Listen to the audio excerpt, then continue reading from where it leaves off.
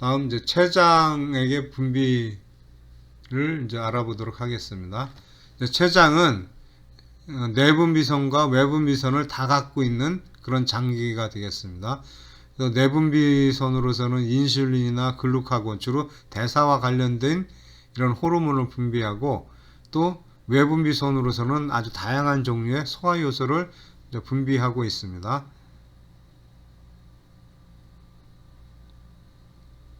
그런데 이 췌장에서 췌장액이 분비될 때는 이 안에 있는 소화효소들이 전부 다 비활성화된 형태로 분비가 됩니다. 만약에 활성화된 형태로 분비가 되면은 그 도관을 따라 내려올 때 췌장의 도관 자체를 이제 소화시키겠죠. 그런 것을 방지하기 위해서는 비활성화된 상태로 도관을 통과하고 소화관 안으로 들어왔을 때 이제 비로소 활성화되게 하는 그런 메커니즘을 갖게 됩니다. 그러한 기전은 이제 두 가지가 있는데, 첫 번째가 이제 엔테로카이네이즈에 의해서 이 효소는 그 소장의 그 브러시보드 쪽에 존재하는 것으로 알려져 있습니다. 그러니까 얘는 멤브레인에 결합되어 있는 그런 효소가 되겠습니다. 그래서 이 효소는 이제 트립시노젠을 만나면은 트립신으로 전환시켜줍니다. 기본적으로 엔테로카이네이즈 자체도 단백질을 분해하는 펩티데이즈 기능을 갖고 있는 소화효소가 되겠습니다. 그래서 트립시노젠에서 일부의 펩타이드를 떼어냄으로 인해서 트립신으로 활성화시켜준다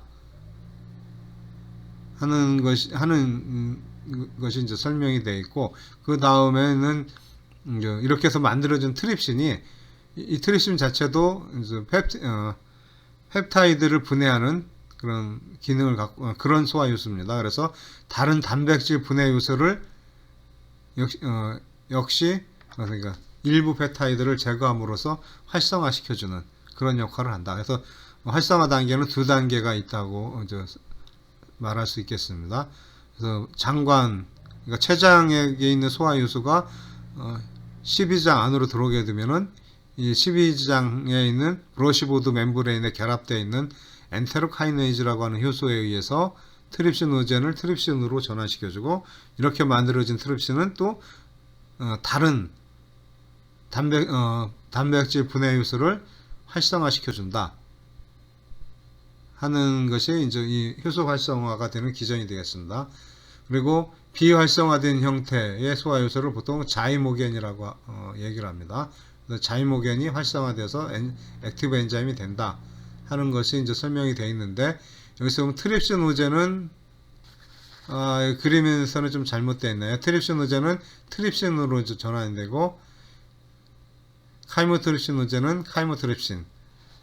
그 다음에 여기서 이제 비활성화된 보면 보통 이제 오젠이 붙거나 앞에 프로가 붙습니다. 보통 이게 이런 접두사나 또는 접미사가 붙었을 경우 이것은 비활성화된 형태다라는 것을 의미하게 됩니다. 그래서 프로락테이즈는 프로엘라스테이즈죠. 프로엘라스테이즈는 활성화되면 엘라스테이즈로 전환되고, 그다음에 프로카복시펩티데이즈는 카복시펩티데이즈로 전환시킨다 이렇게 되어 있습니다. 자, 이런 식으로 전환된다 하는 것은 이제 설명이 되어 있고, 그 다음에 췌장에서 분비되는 소화효소가 이제 표로서 잘 정리가 되어 있습니다. 그래서 보면은 단백질 분해하는 소화효소, 전분은 그러니까 탄수화물을 분해하는 효소, 그 다음에 지질을 분해하는 효소, 그리고 핵산을 분해하는 효소, 즉 거의 모든 성분을 분해하는 소화효소를 다 분비한다 라고 생각하면 될 것 같습니다. 이 슬라이드는 췌장액과 중탄산염이 분비되는 과정을 보여주는 모델이 되겠습니다. 이 내용은 작년까지 강의했던 내용과 다른, 그러니까 새로 첨가된 그런 내용이 되겠습니다. 이 그림에서 췌장액이 분비될 때 이제 도관 세포가 이제 디스탈 쪽하고 프락시말 쪽이 다르게 작동한다 하는 것을 보여주고 있습니다. 이 그림에서 아신이라고 되어 있는 선방 세포들은 소화 효소를 분비하고 중탄산염은 주로 도관 세포에서 분비가 됩니다. 도관 세포에서 중탄산염은 주로 안니온 익스체인저를 통해서 분비가 되는데, 이때 클로라이드 이온은 세포 안으로 들어가고 반대로 중탄산염을 세포 밖에 도관 내강으로 내보내게 됩니다. 기본적으로 췌장액이 처음 조성될 때는 체액과 비슷한 그러한 조성을 갖게 되기 때문에 135mg의 클로라이드 이온, 즉 클로라이드 이온이 높은 상태고, 그 다음에 중탄산염은 25mg로 상당히 낮은 농도로 존재를 하게 됩니다. 그런데 이러한 췌장액이 도관을 따라서 흘러가게 되면은 도관 세포를 이제 거쳐가면서 클로라이드 이온은 세포 안으로 들어가고, 그 다음에 중탄산염은 이제 도관 쪽으로 나오게 되겠죠. 그러면서 어떻게 보니까 점차적으로 이제 도관을 따라 내려갈수록 클로라이드 이온의 농도는 이제 감소가 될 테고, 그다음 반대로 중탄산염의 이온의 농도는 올라가게 될 것입니다. 이렇게 이제 진행이 되다 보면은 디스탈 쪽에 가서는 클로라이드 이온의 농도가 낮다 보니까 또 CFTR을 통해서 클로라이드 이온이 바깥으로, 즉 도관 내강 쪽으로 나가게 되면은 이 도관 세포 자체에는 클로라이드 이온이 점차적으로 이제 감소하게 될 겁니다. 그러니까 들어오는 클로라이드 이온이 점차 줄어들므로 인해서 도관세포, 디스탈 쪽에 있는 도관세포는 클로라이드 이온 농도가 감소가 되고, 이 그림에 의하면은 5mm몰 정도로 세포 안에 클로라이드 이온 농도가 낮아지면 WNK1이라고 하는 이런 효소가 활성화되어서 CFTR을 활성화시키고, 그 다음에 안니온 익스체인저를 반대로 억제시켜준다라고 알려져 있습니다. 안니온 익스체인저는 프락시말 쪽에서는 중탄산염을 도관 쪽으로 내보내는, 즉 도관의 중탄산염의 농도를 높여주는 그런 기능을 하지만, 점차적으로 이 도관 안에 있는 중탄산염이 농도가 올라가고 클로라이드 이온의 농도가 낮아지니까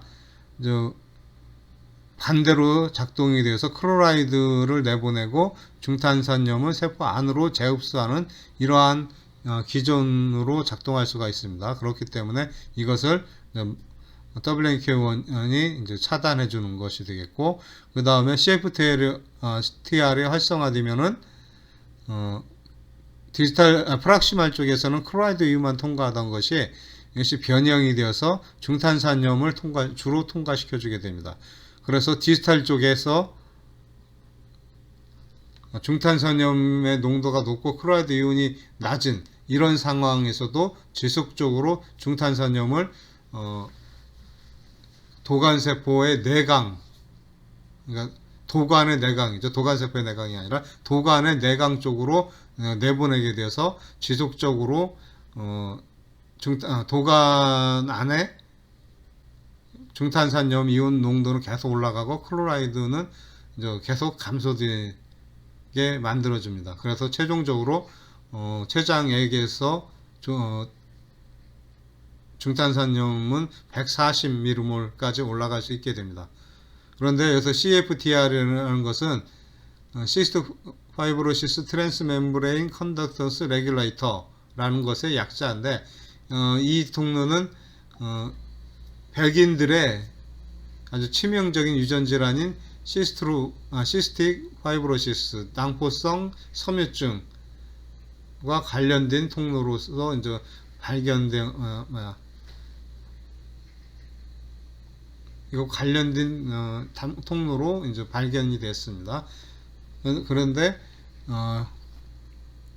이 CFTR이 바로 중탄산염을 췌장액의 중탄산염의 농도를 증가시켜주는 그런 역할을 한다 하는 것이 이제 알려지게 되었고, 또 시스트 파이브로시스 즉 낭포성 섬유증 환자는 이 기능이 제대로 작동이 안 되어서 중탄산염은 원래 처음 만들어졌을 때의 농도인 25mmol 정도가 되고, 클로라이드 이온 농도도 110mmol 정도로 아주 높은 상태로 만들어진다 하는 것이 이제 알려지게 됐습니다. 이 슬라이드에서 또 이제 아래쪽 그림에 보면은 여전히 카보닉 아나이드레이즈가 이 세포 안에도 존재하는 걸로 되어 있습니다. 근데 여기서 만들어진 하이드로젠 수소 이온과 중탄산 이온은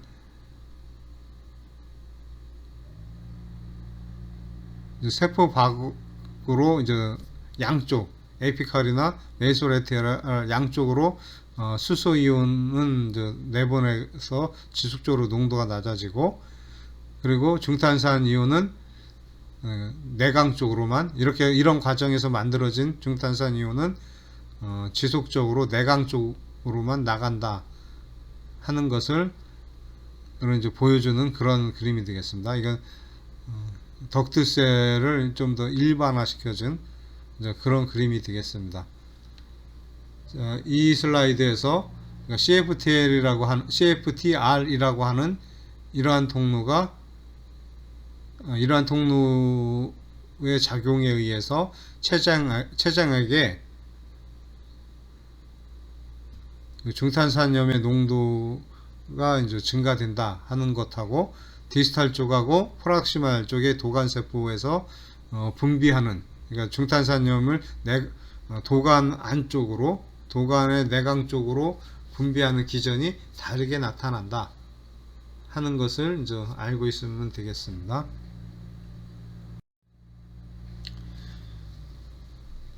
이 슬라이드는 췌장액의 분비가 어떻게 조절되는가 하는 것을 보여주고 있습니다. 췌장액의 분비는 이미 내상에서부터 시작이 된다라고 알려져 있고, 이 분비 조절은 대표적으로 이제 세 가지가 이제 알려져 있습니다.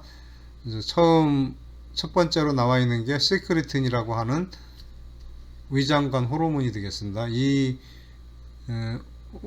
호르몬은 12지장에 있는 S셀에서 만들어지는데, 이게 자극원은 수소이온이 되겠습니다. 즉 소화관에 있는 소화관 위 내용물이 12장 안으로 들어오게 되면은 위산이 들어오게 되니까 이제 pH가 낮아지게 되겠죠.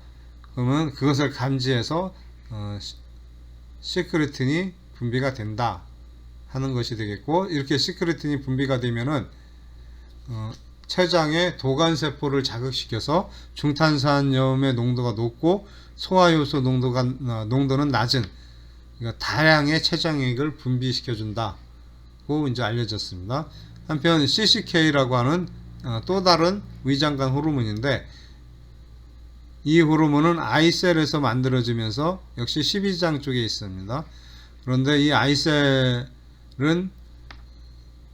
이제 지방이나 또는 단백질의 소화 산물에 의해 자극을 받게 됩니다. 그래서 영양물질이 12장 쪽으로 들어오게 되면 I셀이 활성화돼서 이제 콜레시스토킨이 분비가 되게 됩니다. 그래서 이 콜레시스토킨은 영양물질이 우리 소화관 안으로 들어왔다라고 하는 그런 신호가 되겠죠. 그렇기 때문에 췌장의 선방세포를 자극하게 됩니다. 그래서 소화효소 농도가 높은 그런 췌장액을 분비시켜주게 됩니다. 그 다음에 미주신경이 있는데 미주신경도 CCK와 유사하게 효소의 분비를 증가시켜주는 역할을 한다라고 알려졌습니다. 이상으로 오늘의 수업을 마치도록 하겠습니다. 수고하셨습니다.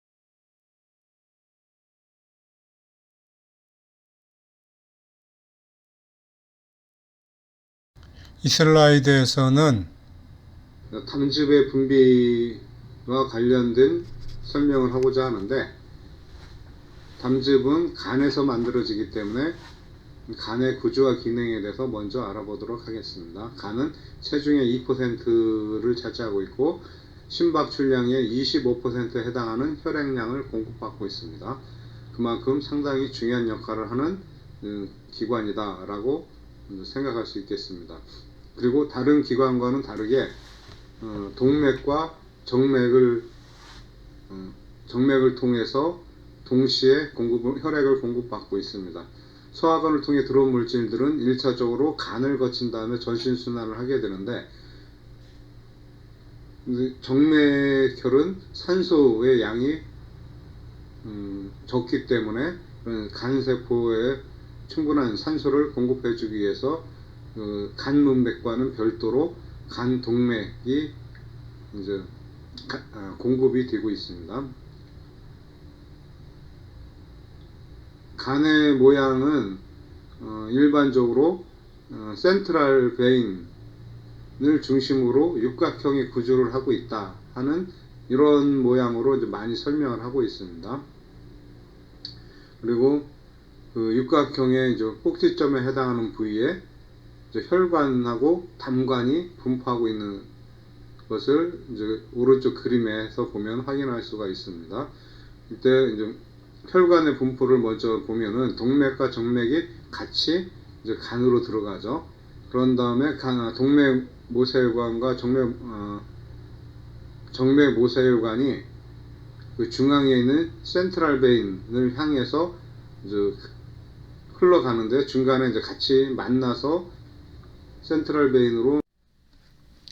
담즙은 지방의 소화와 흡수를 도와주며 담즙색소를 비롯한 화합물 또는 약물 등을 배설시키는 통로로 작용하고, 십이지장에 들어가게 되면 수소이온을 완충시켜주는 역할도 하는 것으로 알려져 있습니다. 담즙의 주된 성분으로는 담즙 색소와 담즙산염을 들 수가 있는데, 이 슬라이드에서는 담즙 색소에 대해 설명하고 있습니다. 담즙 색소는 빌리루빈이라고 하는데, 빌리루빈은 수명이 다한 적혈구가 세망 내피계 세포에서 파괴되면서 만들어지게 됩니다. 그래서 적혈구가 파괴되면 글로빈과 철이 분리가 되면서 빌리버딘이 되고, 빌리버딘은 환원되어 빌리루빈으로 전환되게 됩니다. 빌리루빈은 다시 이제 혈류로 나오게 되는데, 혈류 속에서는 알부민과 결합된 형태로 순환을 하게 됩니다. 그래서 간으로 들어가게 되면은 간세포에 업테이크된 후에 글루크론산과 결합하여 담즙을 통해서 소화관으로 배설되게 됩니다. 그러면 소화관에서는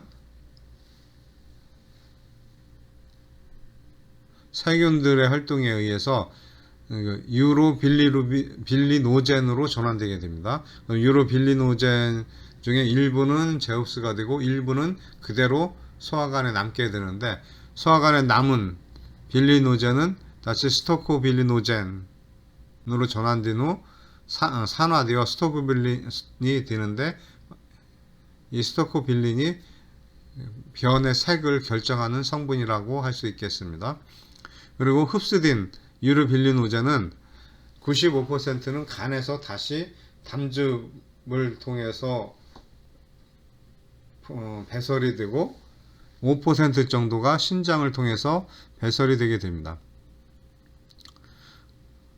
그러면 오줌 속에서 유로빌리노젠이 산화되어 유로빌린으로 전환되게 되는데, 이때 유로라는 이름이 바로 이 오줌 속에서 발견된 성분이기 때문에 앞에 유로라는 이름이 붙은 것으로 이제 생각할 수 있겠습니다.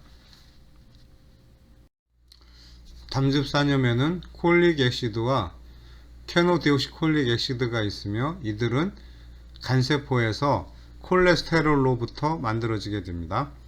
담즙산염은 보통 이제 이온화된 형태로 존재를 하게 되고, 차후에 소화 흡수 기능에서 다시 설명을 하겠지만, 이런 담즙산염은 지질 분해 요소인 리페이즈의 작용을 도와주고, 그 다음에 지질과 인지질, 그리고 콜레스테롤, 그리고 지용성 비타민 등을 흡수하는 데 있어서 필수적인 역할을 하게 됩니다.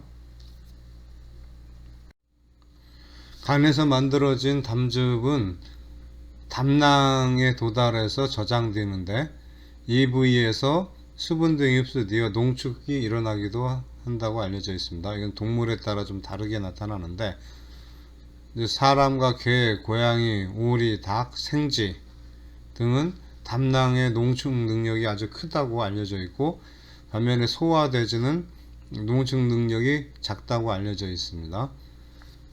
또 한편으로는 아예 담낭이 없어서 바로 소화관으로 흘러들어가는, 담즙이 만들어지면 바로 소화관으로 흘러들어가는 이런 형태의 동물들이 꽤 있는데, 이 예로 이제 말, 사슴, 기린, 낙타, 코끼리, 고래, 돌고래, 비둘기, 쥐 등이 있습니다. 이러한 동물들은 담낭이 없다고 하는 것은 외워두는 게 좋을 것 같습니다. 왜 그러냐면은, 제가 선호하는 문제는 아니지만 국가고시에 한때 잘 나오던 문제였습니다. 그러니까 이 담낭이 없는 동물들은 알고 있는 게 좋을 것 같습니다. 이제 일단 고래, 돌고래는 없다라는 거 하고, 그 다음에 쥐는 없는데 생쥐는 담낭이 있고, 또한 담낭의 농축 능력도 아주 크다 하는 것도 이제 같이 이제 알고 있어야 되겠습니다. 생쥐어치는 같은 거의 유사한 종인 것 같지만 담낭의 입장에서는 전혀 다르다 하는 것을 이제 알고 있어야 되겠습니다. 그 다음에 오른쪽 상단에는 간과 췌장, 그 다음에 담낭, 그리고 12지장이 어떻게 연결되어 있는가 하는 것을 그림으로 보여주고 있습니다. 이 그림에서 상당히 중요해 보이는 것은 담낭에서부터 이제 총담도관을 통해서 12지장으로 담즙이 들어가게 되는데, 이때 총담도관하고 12장의 췌장에서 나오는 췌장관하고 일단 합쳐진 다음에 이것이 12지장으로 개구가 되어 있다 하는 것을 이제 그림으로 설명하고 있습니다. 그러니까 각각 그 12장 쪽에 대해서 오픈되어 있는 것이 아니라 췌장관과 총담도관이 같이 만난 다음에 12지장에 오픈되어 있다. 그러니까 둘이 거의 이제 같이 12장 안으로 들어간다는 얘기가 되겠죠. 그리고 이 부위에 조임근이 하나 있게 되는 거 있어서 12장에 있는 내용물이 이쪽으로 역류되어 가는 것은 맞고, 또 담즙이나 췌장액이 12장 안으로 들어가는 것을 조절해주는 역할 하는 조임근이 있는데, 이 조임근의 이름을 OD라고 합니다. 그래서 이 부분 OD 조임근, 이것도 이제 명칭을 꼭 이제 알고 있어야 되겠습니다. OD 조임근은 미주신경이나 콜레시스토키닌, 콜레시스토키닌에 의해서 조임근이 열리겠죠. 그러면은 이제 담즙이나 췌장액이 12지장 안으로 분비가 될 수 있다 하는 것을 이제 이해하기 바랍니다.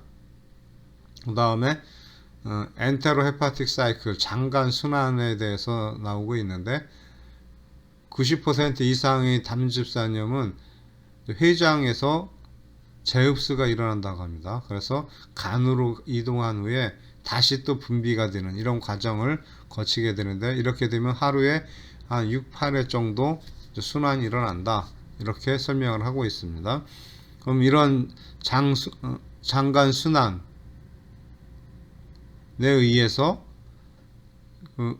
가운데 아래쪽에 있는 그림 중에 이제 가운데에 있는 그림이 있죠. 여기에 보면은 하루에 콜레스테롤이 0.5g만 담즙산염을 생성하는데 사용이 된다 하는 것을 그림에 보여주고 있죠.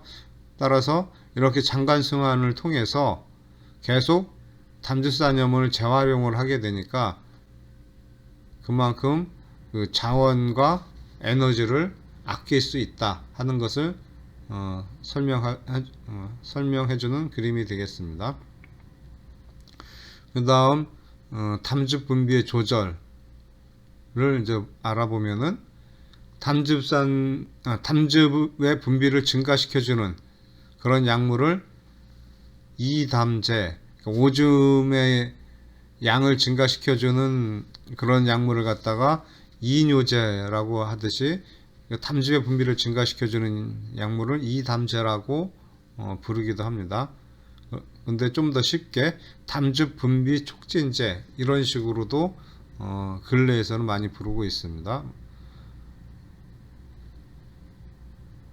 한편 하이드로콜레레틱스라고 설명이 있죠. 앞에, 그러니까 담즙 분비 촉진제 앞에 하이드로라는 말이 붙어 있죠. 그래서 이것은 수양 담즙 분비제, 이렇게 이제 부르고 있습니다. 이것은 무슨 말이냐면은 고형 성분은 그대로 있고 그 액상 성분의 양을 증가시켜 준다 하는 그런 의미가 되겠습니다. 이런 계통을 수양, 하이드로니까 물이죠. 그래서 수양성 하면 물이 많다, 이런 뜻이 드는데, 여기서 수양 담즙 분비제라고 우리말로 좀 부르고 있습니다. 그 다음에 이제 교감신경이 활성화되면은 이런 담즙의 분비량이 감소가 되고, 이것은 뭐 쉽게 생각할 수 있죠. 교감 쪽은 소화관 운동을 억제하는 쪽으로 작동이 되니까 담즙의 분비를 억제시켜주고, 그다음 부교감은 반대로 작용을 하죠. 그래서 담즙의 분비량을 증가시켜준다라고 이제 알려져 있습니다. 그리고 앞에서 담즙 분비를 촉진시켜주는 담즙 분비 촉진제 중에서 가장 강력한 물질은 담즙산염 자체다 하는 것이 이제 책의 설명으로 나와 있습니다. 그리고 이 부분에서 이제 맨 아래 시크리틴은 췌장에 가서 바이카보네이트 중탄산 이온의 분비량을 증가시켜 준다라고 이미 공부한 바가 있는데, 이 담즙에도 시크리틴은 작용을 합니다. 그래서 담즙에 있는 중탄산 이온의 농도를 증가시켜주는 그런 역할을 한다고 알려져 있습니다. 세크리틴은 그렇지만 그 액상 성분의 양을 증가시켜주거나 하는 그런 일은 하지 않고 단지 중탄산 이온의 농도만 증가시켜준다, 이렇게 알고 있으면 되겠습니다. 다음은 장액의 분비에 대해서 알아보도록 하겠습니다. 소장에는 두 종류의 선이 알려져 있습니다. 두 종류의 분비선이 알려져 있는데, 하나가 브루누선이고 하나는 리버쿤선인데, 리버쿤선은 이제 소장 전체에 분포하기 때문에 일반적으로 장선이라고 얘기를 할 때는 이 리버쿤선을 의미한다고 생각할 수가 있습니다. 브루누선은 초식동물의 경우 대부분의 12지장에 분포를 하고 있고, 육식동물의 경우는 유문부에서부터 담관 계구부까지 분포를 한다.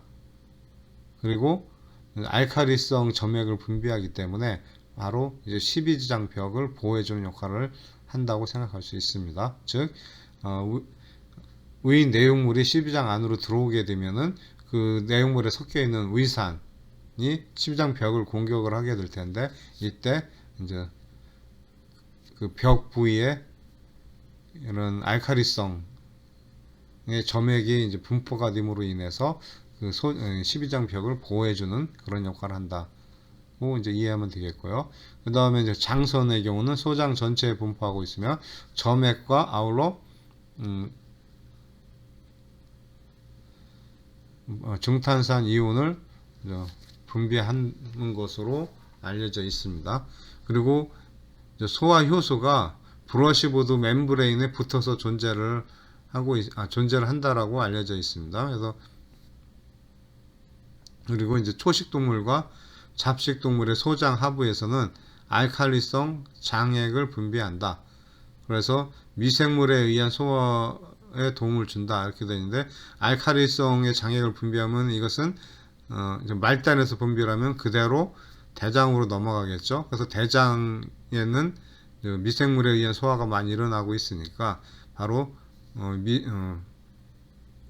미생물에 의해서 만들어지는 산을 중화시켜줌으로 인해서 미생물에 의한 소화를 도와준다, 이렇게 이해를 하면 되겠습니다. 그리고 장내 세균성 독소에 의해서 이 장선의 분비량이 증가될 수가 있습니다. 이럴 경우는 분비성 설사가 일어난다. 바로 장선에서 분비되는 양이 증가함으로 인해서 설사가 일어난다 하는 것이 되겠습니다. 이런 설사는 성체의 경우는 크게 영향을 주지 않지만 신생송아지나 자돈과 같이 어린 동물의 경우는 폐사될 수도 있다 하는 것을 반드시 알고 있어야 되겠습니다. 그래서 어린 동물의 경우는 설사한다고 하면 이거를 가볍게 생각하는 게 아니라 굉장히 중요한 질환이다라고 생각을 하고 접근을 해야 된다 하는 것을 알고 있어야 되겠습니다. 이 슬라이드에서는 장세포에서 이루어지는 분비 과정과 흡수 과정에 대해서 설명하고 있습니다.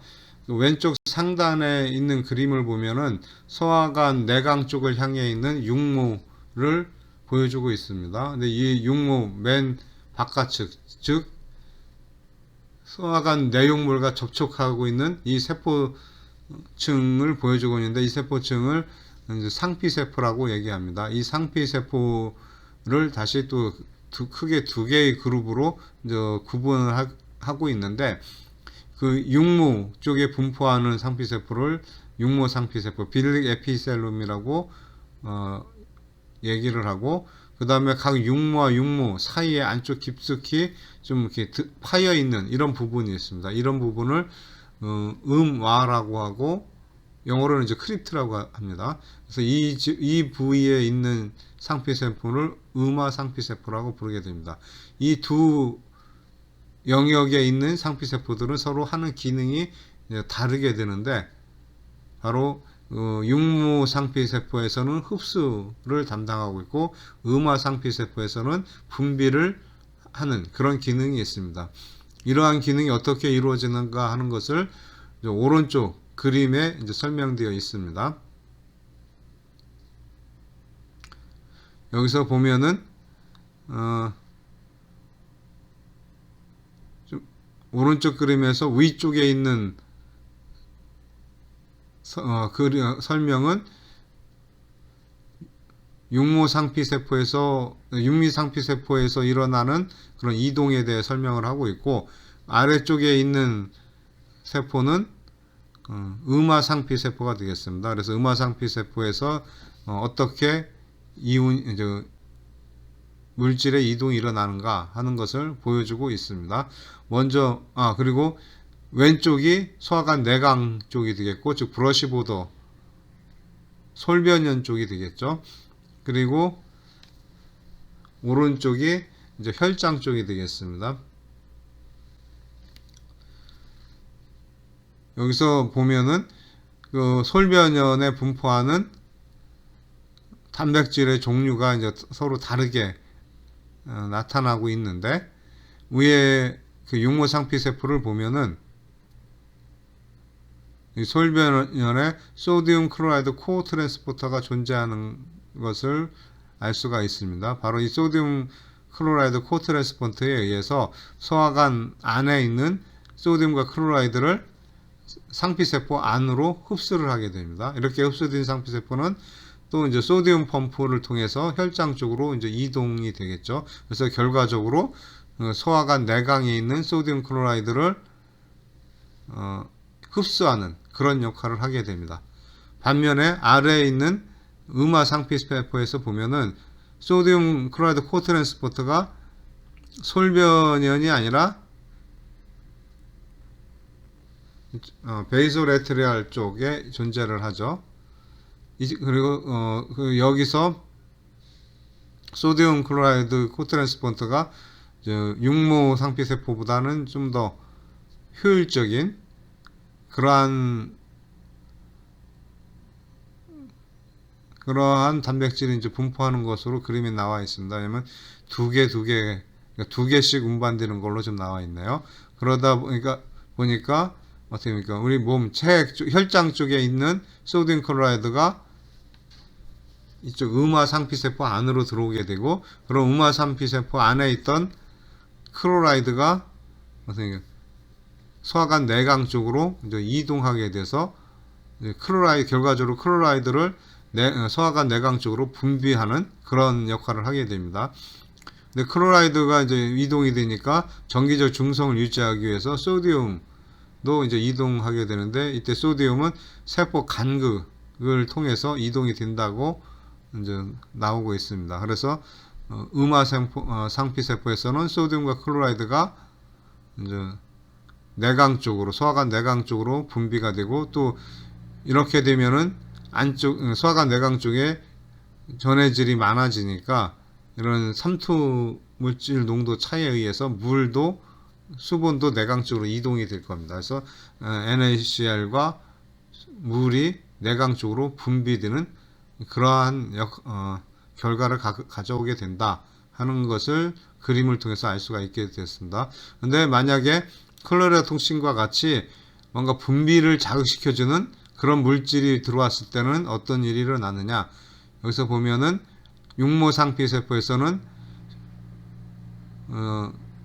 이 솔변연에 있는 소디움 클로라이드 코트랜스포터를 갖다 억제시켜서 흡수를 막고 그 다음에